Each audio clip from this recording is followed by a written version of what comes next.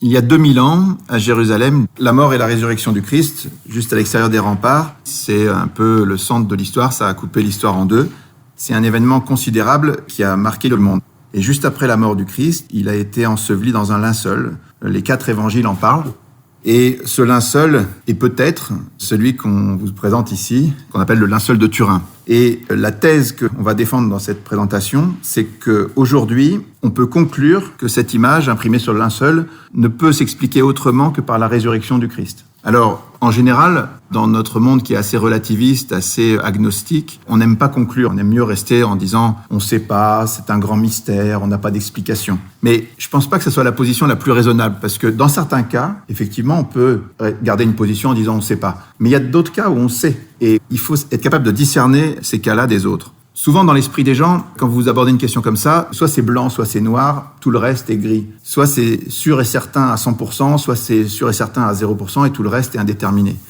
Soit c'est oui, soit c'est non, et tout le reste c'est peut-être. Et comme beaucoup de questions ne peuvent pas être un oui absolu ou un non absolu, on a tendance à mettre tout dans la catégorie des peut-être. Mais en fait, aujourd'hui, il y a une nuance qu'il faut apporter parce qu'on a pu réfléchir davantage sur les probabilités. On sait estimer des choses qui sont infiniment improbables ou infiniment probables. Et vous savez que quand on commence à manipuler les puissances de 10, il n'y a aucune grandeur dans l'univers physique qui dépasse 10 puissance 100.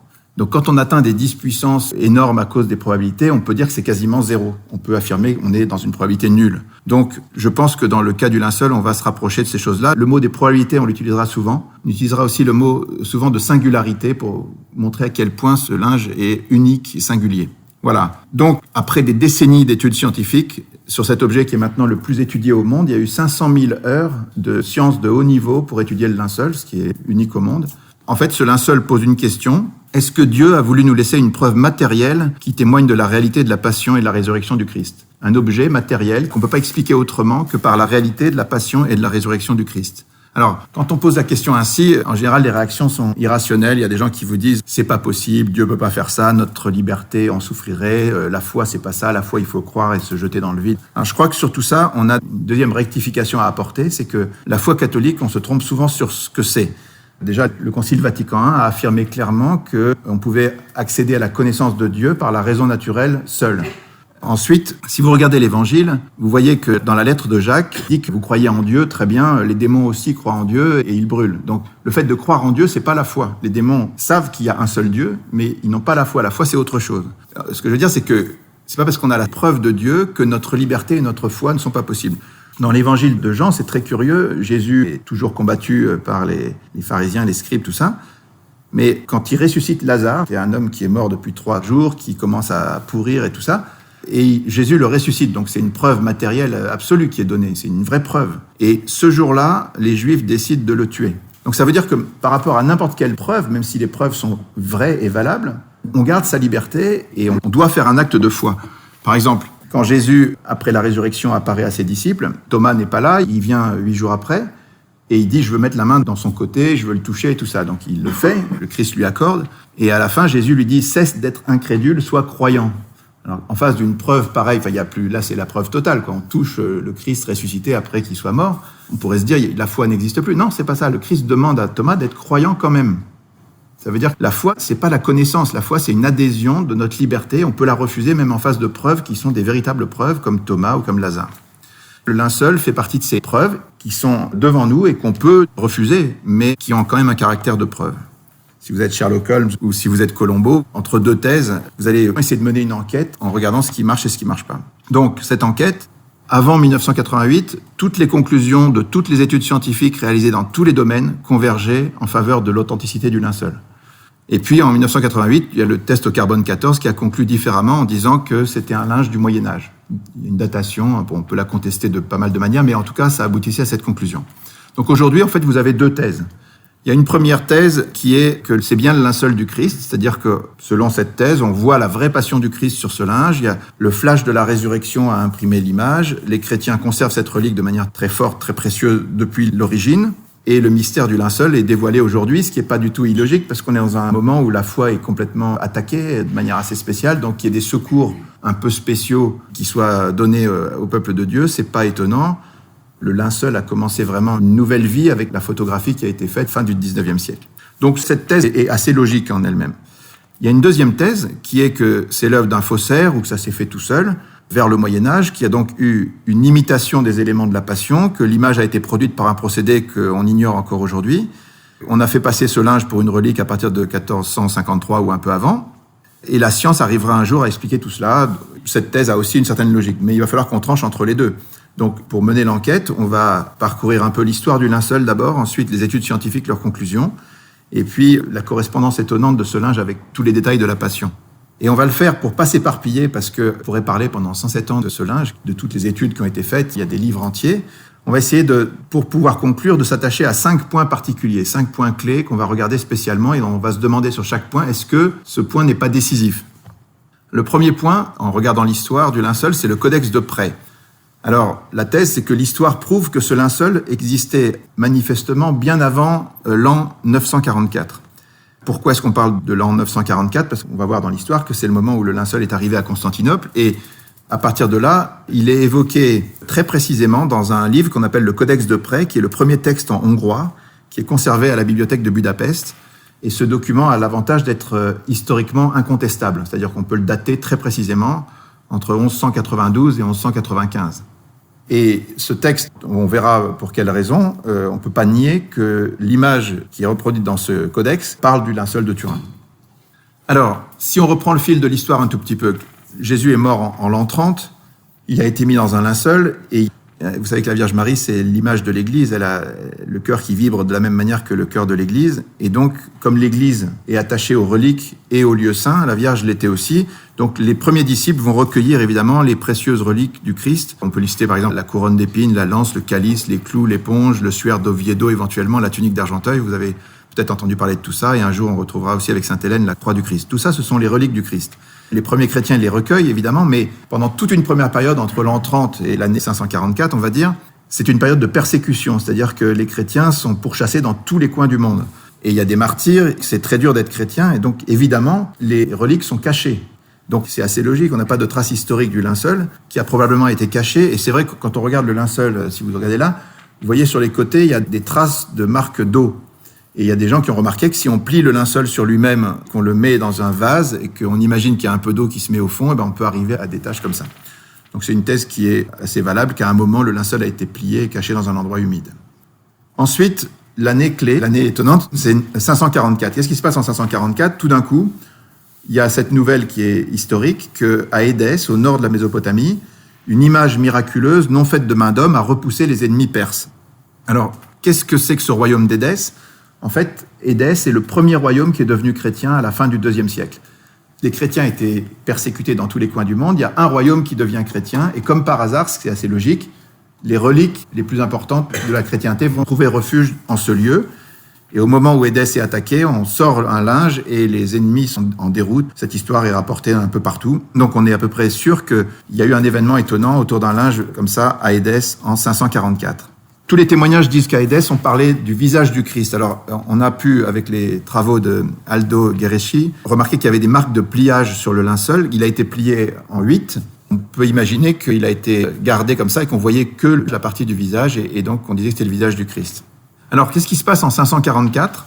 C'est une date pivot pour la représentation du Christ, parce que auparavant, avant 544, le Christ était toujours représenté comme un jeune homme imberbe, un berger avec des cheveux bouclés. On voit ça dans les catacombes, on voit ça à Rome, à Ravenne, à Milan. Et c'est les représentations qu'on avait classiquement avant 544. Et tout d'un coup, après 544, le visage du Christ change. Il prend un aspect plus allongé, une barbe hébraïque, le nez allongé hébreu. On le retrouve dans la magnifique image du monastère de Sainte-Catherine au Mont Sinaï. On le retrouve aussi sur des monnaies. À chaque fois que le linceul apparaît dans l'histoire d'une manière ou d'une autre, il y a des monnaies anormales, parce que normalement, des monnaies n'ont pas le visage du Christ, c'est très rare, mais on s'aperçoit qu'à chaque fois que le linceul sort dans l'histoire, il y a des monnaies attachées à ce visage. Voilà, dans tous les coins du monde, à la basilique Sainte-Sophie de Constantinople, on représente le Christ sur un modèle qui est le même que celui que vous avez dans l'église où on a dit la messe à l'instant, le modèle que tout le monde connaît. Alors, après cette date charnière, en 650, les musulmans arrivent à conquérir Édesse. Et le linge est caché, mais on sait qu'il reste vénéré, il y a des témoignages là-dessus. Et en fait, c'était une certaine providence que le linge soit caché à nouveau dans un contexte musulman, parce que entre 730 et 787, il y aura ce qu'on appelle la querelle iconoclaste, c'est-à-dire que dans l'Empire byzantin, on va se mettre à détruire toutes les images parce qu'on considère que ça ne respecte pas les commandements de l'Ancien Testament, mais il y a toute une querelle là-dessus. Finalement, elle est tranchée par un concile qui dit non, maintenant que le Christ s'est fait homme, il a pris un visage et donc on peut représenter le Christ. Mais si jamais le linceul avait été gardé dans un contexte chrétien, il aurait été détruit. Il y a eu une quantité phénoménale d'images qui ont été détruites à ce moment-là par ceux qui avaient le pouvoir et qui étaient iconoclastes. Donc, par chance, il était caché dans le contexte musulman et il a été conservé. Après ça, l'Empire byzantin, après avoir détruit les icônes, il devient iconolâtre. C'est-à-dire que tout d'un coup, toutes les icônes deviennent extrêmement recherchées. Et on entend parler de cette icône d'Édesse qui est extraordinaire.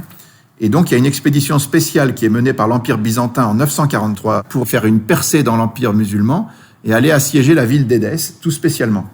Ça, c'est historique, on le sait de manière certaine. Et finalement, ils s'arrêtent devant la ville d'Édesse et au lieu de faire la guerre et d'attaquer la ville, ils vont négocier pour qu'on leur remette la précieuse relique en échange de 12 000 pièces d'or et de tous les prisonniers qu'ils avaient, c'est-à-dire 200 prisonniers qui sont remis en échange de la relique. Cette relique est ensuite amenée à Constantinople. L'empereur de Byzance la reçoit dans une procession triomphale. On a des dizaines de témoignages là-dessus. Ça se passe le 15 août 944. Il y a un dessin qui est publié 2 siècles après par Jean Skilitzès qui illustre ça. On voit l'empereur embrassant le visage du Christ sur un linge qui a une certaine longueur. Mais est-ce que c'est le linceul de Turin ? On s'en doute, mais on va l'apprendre de manière certaine grâce au Codex de Praye. Donc pour l'instant, le linceul est conservé dans l'église des Blachernes et au Pharos, c'est-à-dire l'église des Blachernes, c'est au nord de Constantinople, et le Pharos, c'est là où était l'empereur. On a des témoignages qui circulent de l'un à l'autre.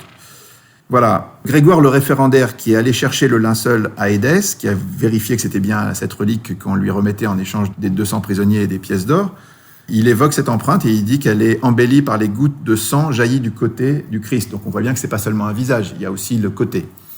Il y a d'autres témoignages encore.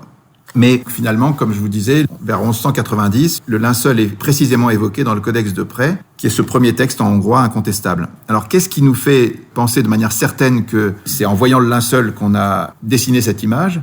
C'est simplement la position du Christ, la position des mains, et surtout le fait qu'on ne voit que 4 doigts du Christ. On ne voit pas le pouce. Et ça, c'est unique dans l'histoire du linceul. Il n'y a aucune image dans le passé qui avait pensé à exprimer un détail comme celui-là.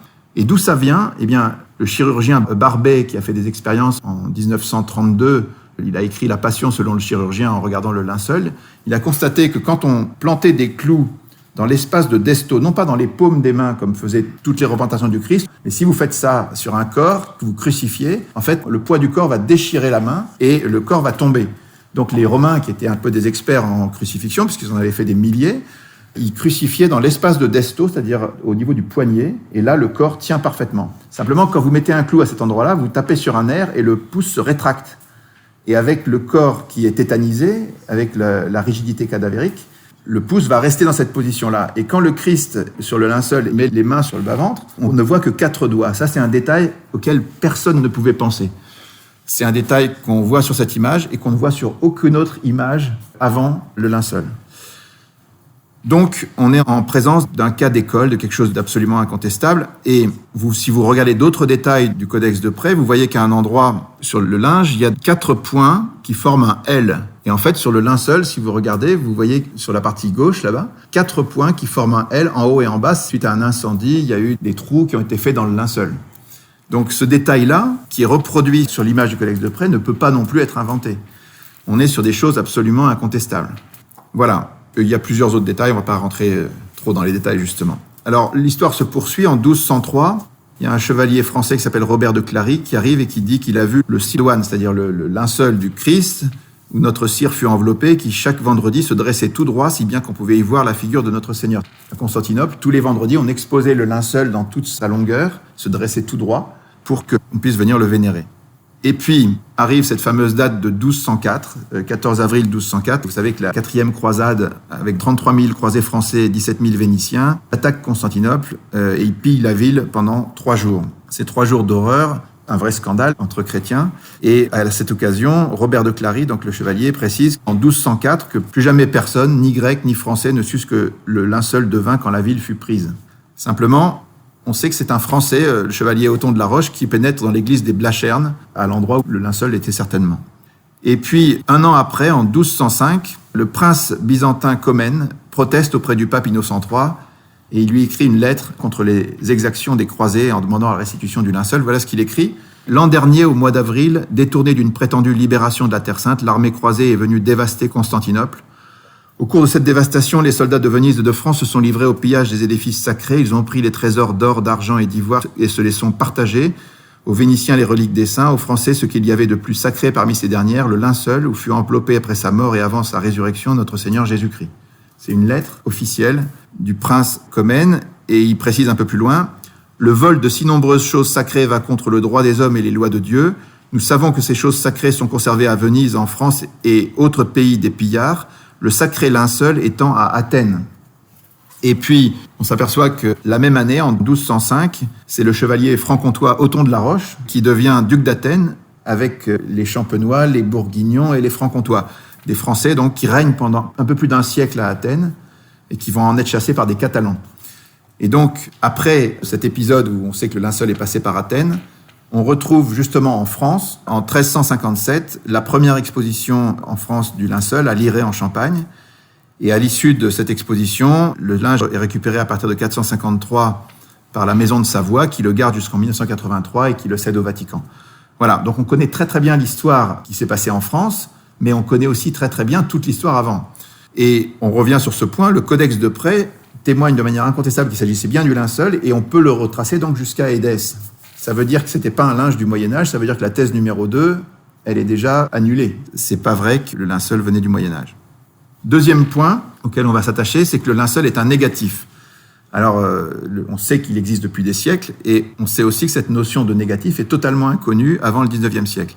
Il n'y a aucune image d'aucune sorte qui représente un négatif avant le 19e siècle.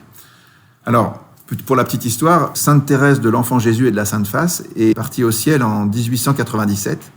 Elle avait promis de passer son ciel à faire du bien sur la terre. Elle avait évidemment une dévotion particulière à la Sainte Face du Christ, puisqu'elle l'a mis dans son nom. Et juste un an après, c'est la grande ostension du linceul en 1898, donc c'est une année où l'Église décide de faire une ostension solennelle, dans un contexte anticlérical assez fort, fin du 19e, donc tous les renants, enfin tous les contestataires de la foi et le miracle étaient considérés comme quelque chose d'impossible. Les croyances chrétiennes étaient ridiculisées et c'était jugé d'un autre âge. À ce moment-là, il y a un amateur qui s'appelle Segundo Pia qui est autorisé à faire la première photo du linceul. Donc à l'époque, quand on faisait des photos, c'était un peu plus compliqué qu'aujourd'hui. Il fallait faire une plaque photographique, la mettre dans un révélateur dans une chambre noire. Et quand il fait ça, il sort dans sa chambre noire la photo du linceul et il s'aperçoit que c'est un négatif. Alors ça, sur le moment, la surprise a été totale. C'est-à-dire que ce qui est représenté en général en sombre était en clair et ce qui est représenté en clair est en sombre et avec les nuances. Vous voyez, un négatif photographique, vous savez plus ce que c'est parce que vous prenez des photos maintenant avec des appareils numériques. Mais à l'époque, quand la photo a été inventée, en 1826, par Nicéphore Niepce, qui a réalisé la première photo, vous la voyez ici, c'est la photo de sa maison. C'était donc un procédé par lequel on appliquait sur une vitre avec du sel d'argent, il y avait une lentille et l'image extérieure imprimée en quelques secondes sur la plaque de verre et changeait le sel d'argent, les couleurs du sel d'argent. Et on l'a fixée, cette image, et ensuite on l'avait en négatif, c'est-à-dire que ce qui était lumineux était devenu sombre et ce qui était sombre était devenu lumineux. Et ce négatif-là, on a passé 30 ans à se demander comment on allait faire pour le changer et en faire un positif. Et c'est finalement dans les années 1860 qu'on a réussi à faire un deuxième transfert qui permettait d'arriver à un positif. Donc vous voyez que c'est pas facile, c'est une notion qui est compliquée, et personne ne l'avait imaginé, personne ne l'avait conçu avant le 19e siècle. Or, le linceul est conservé et connu depuis longtemps, et il avait ce caractère d'image négative. Alors, quand Segundo Pia sort cette image, il montre ce visage qui est quand même très frappant, et ça fait l'effet d'une bombe. C'est-à-dire, pour la première fois, on voit un visage, mais on se dit, mais qu'est-ce que c'est que cette chose ? Est-ce que c'est le visage du Christ ? Et on commence par l'accuser de mensonge. On dit, c'est un menteur, il a trafiqué l'image, c'est pas la vraie. Alors, comme le linceul était à nouveau caché, puisqu'on le protège de manière extrêmement forte, c'est seulement dans les années 1930 qu'une deuxième photo du linceul sera faite, et qu'elle permettra de montrer, avec des huissiers, des experts, lors d'une ostension, démontrera que Pia n'avait pas menti. Mais sur le moment, tout le monde lui tombe dessus et on dit « mais c'est pas possible, c'est pas vrai ». Et il y a à ce moment-là des Français, le professeur Yves Delage, qui est un agnostique anticlérical, et son assistant Paul Vignon, qui veulent démasquer la supercherie, qui se mettent à analyser les photos de Secondo Pia. Et finalement, après analyse, ils sont complètement retournés. Et ils vont faire une synthèse qui va être présentée à l'Académie des sciences en 1902. Et ils vont conclure en disant « Il n'y a aucun doute, ce linge porte l'empreinte extrêmement réaliste d'un homme qui est mort crucifié selon la manière de l'Antiquité romaine. » Ils font tout un développement et ils concluent en disant « À notre connaissance, il n'y a aucun autre condamné romain à la crucifixion qui ait subi en même temps une flagellation, un couronnement d'épines et un coup de lance, toutes choses qu'on retrouve inscrites dans l'image du linceul. » Alors, ce rapport fait scandale, l'Académie des sciences n'accepte pas et le président, qui est Marcelin Berthelot, qui est un anticlérical notoire, refuse d'enregistrer la déposition et ce qui a été dit devant tout le monde pour la première fois, on refuse de l'enregistrer pour des raisons idéologiques. Et Delage répond à Berthelot ensuite dans une lettre que Jean d'Artigues cite souvent. Il dit « Si au lieu du Christ, il s'était agi d'un Sargon ou d'un pharaon quelconque, personne n'eût rien trouvé à redire. » Vous savez, en science et dans tous les domaines, il y a les présupposés philosophiques et les a priori qui comptent énormément. Même Einstein, quand on lui a proposé la théorie du Big Bang, il a dit non, c'est pas possible, on va faire autrement, on va mettre une constante pour empêcher que ça soit trop proche de la création biblique. Donc il y a des a priori qui comptent énormément, et là, on voulait pas que ce soit le linceul du Christ. Alors, suite à ça, il y aura des tas d'études. La plus importante, ça sera l'étude en 1978 du STURP, donc le Shroud of Turin Research Project, des Américains, 32 scientifiques américains, dont 24 viendront à Turin avec 6 tonnes de matériel et qui feront 300 000 heures d'études sur ce linceul, avec tous les moyens techniques possibles. Ces études, on va les regarder un peu de près, mais restons sur ce premier point. Simplement, le fait que ce soit une image en négatif, c'est juste impossible que quelqu'un l'ait conçu avant le 19e siècle. Cette idée de négatif n'existait pas. Il n'y a aucun exemple dans le passé. Au Moyen-Âge, la notion était inconcevable pour l'époque. Deuxième point, c'était inutile, parce que ça donnait un résultat assez médiocre, flou, disgracieux. Et pourquoi créer un négatif illisible alors que l'image aurait pu être faite directement en positif, comme sur tous les faux linceuls connus au Moyen-Âge. Et puis, troisième point, il y a quantité de détails qui sont à peine perceptibles à l'œil nu. Si vous vous rapprochez du linceul, vous voyez presque rien. Des choses qu'on peut appréhender avec des procédés photographiques très puissants, des procédés modernes. Et ces choses-là existent sur le linceul, il n'y avait aucune raison de les créer alors qu'on ne les voyait pas. Si jamais il y avait eu un faussaire, il aurait fallu qu'il travaille non pour ses contemporains, mais pour le XXe siècle. Globalement, c'est impossible. On peut s'arrêter sur ce deuxième point. À lui tout seul, il montre que le linceul ne pouvait pas être autre chose qu'authentique. Voilà un premier point sur la matière du linceul. Troisième point, ce linge est une sorte d'exposition de l'évangile de la Passion. On recense 18 détails inconnus au Moyen-Âge qui rendent l'image inconcevable aussi à cette époque. Toutes les études qui succèdent pendant un siècle vont conclure, donc comme on avait dit, de manière concordante, et c'est l'objet le plus étudié au monde. Alors d'abord, si on regarde le tissu lui-même, c'est un linge de 4,40 mètres par 1,10 m, qui est constitué d'un lin pur et tissé en chevron, c'est-à-dire un procédé de tissage qui était connu au Moyen-Orient au temps de Jésus. Et le lin pur avec un peu de coton, sans aucune trace de laine, ça correspond aux règles des métiers à tisser juifs. Pourquoi ? Parce qu'il y avait 2 textes de la Bible, dans le Lévitique et dans le Deutéronome, qui disaient qu'on ne devait pas porter sur soi un vêtement mêlé de 2 fibres différentes. Donc il fallait bien séparer la laine et le lin. Les métiers à tisser juifs avaient cette particularité, alors que dans tous les autres cas, il y avait toujours des petits bouts qui traînaient, on aurait trouvé un peu de lin ou un peu de coton. Chez les juifs, les choses étaient totalement séparées. Donc dans le linceul, on ne trouve pas de laine. C'est un deuxième point intéressant. Troisième point qui plaide pour l'authenticité, la nudité complète du corps. Jusqu'au Moyen-Âge, même quand on parle du linceul, on le rhabille. Donc que le corps soit entièrement nu, c'était pas du tout dans les mœurs. Il y a des gravures du linceul où on représente le linceul avec habillé pour éviter le nu. Donc ce point-là est intéressant aussi. Quatrième point très frappant, l'homme qui est sur le linceul a été violemment flagellé. On voit 120 traces de coups avec ce qu'on appelle le flagrum romain. Ce sont des petites haltères avec une double bille qui sont caractéristiques des fouets romains. Et si vous regardez bien dans le détail du dos du Christ sur le linceul, à chaque fois vous avez des petits couples comme ça qui correspondent à ces petites haltères avec lesquelles on l'a fouetté. Ça, c'était aussi très très dur à inventer pour des gens qui vivraient au Moyen-Âge. Et on voit bien qu'il a été fouetté par un frappeur à gauche et un frappeur à droite. En double éventail, comme on dit, il était pendu comme ça, comme on le voit sur cette image. Et les 2 frappaient de chaque côté, les coups se sont distribués comme s'il y avait vraiment 2 frappeurs. Donc ça, c'est des choses aussi très difficiles à inventer.